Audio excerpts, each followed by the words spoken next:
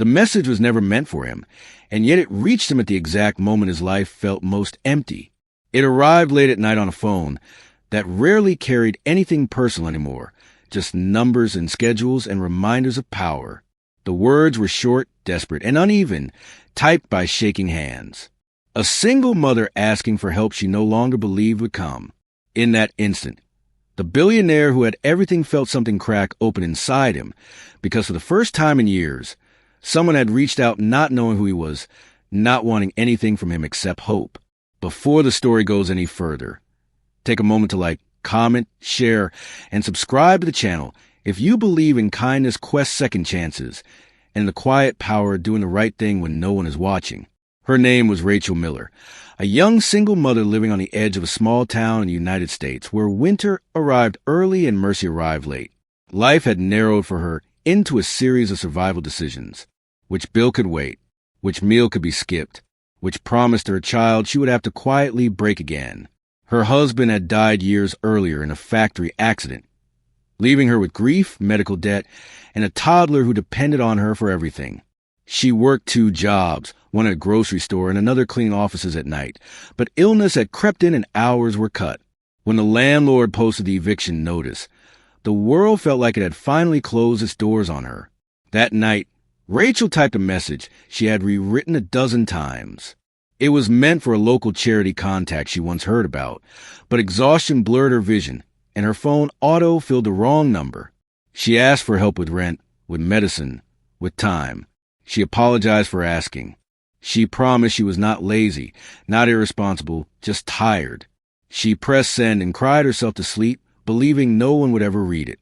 The man who read it was Daniel Harper, a self-made millionaire whose name filled business magazines and whose face appeared on conference banners. He owned companies, properties, and influence, yet lived alone in a penthouse that echoed at night. His success story was praised everywhere, but few knew how lonely it felt at the top. His wife had left years earlier, tired of being second to ambition, and his son barely spoke to him anymore. Daniel had learned to keep moving, so he would not have to sit with the silence. When he saw the message, his first instinct was to delete it. It was clearly a mistake. He was not a charity. He had systems for that, foundations, assistants. But something in the raw honesty of the words stopped him. There was no manipulation, no drama, just truth. A mother afraid of failing her child. He imagined the courage it took to ask, even accidentally, and it reminded him of a time long ago when he had asked for help and been turned away. Daniel replied with a simple acknowledgement, not as a CO, not as a savior, but as a person. He asked for an address, for details, for permission to help. Rachel thought it was a cruel joke at first. When she realized it was real, fear mixed with disbelief. She almost refused. Pride told her she should handle this alone. Desperation told her she no longer could. 2 days later, a black car stopped in front of her worn-down apartment building. Neighbors peeked through curtains, assuming it was the wrong address. Daniel stepped out, dressed simply, carrying no entourage, no cameras. The building smelled of damp walls and old carpet.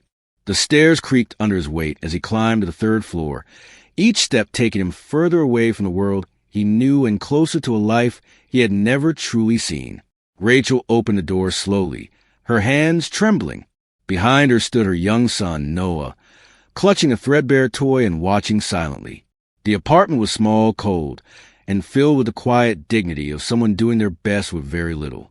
Daniel felt a tightness in his chest he could not explain. This was not a problem to solve with money alone. This was a life hanging in balance. He listened as Rachel explained everything without excuses. The bills stacked on the table, the medication bottles she rationed, the eviction notice folded and unfolded so many times the paper had softened. Daniel realized that for all his wealth, he had never truly understood what it meant to live without a safety net. He saw strength in her exhaustion and love in every corner of the room. Helping did not end that day. Daniel paid the rent, covered the medical costs, and ensured Rachel would not be forced out into the cold. But he did something more important. He stayed involved. He helped her find stable work that fit her health limits. He arranged childcare so she could rest. He used his connections not to control her life, but to remove the barriers that kept pushing her down.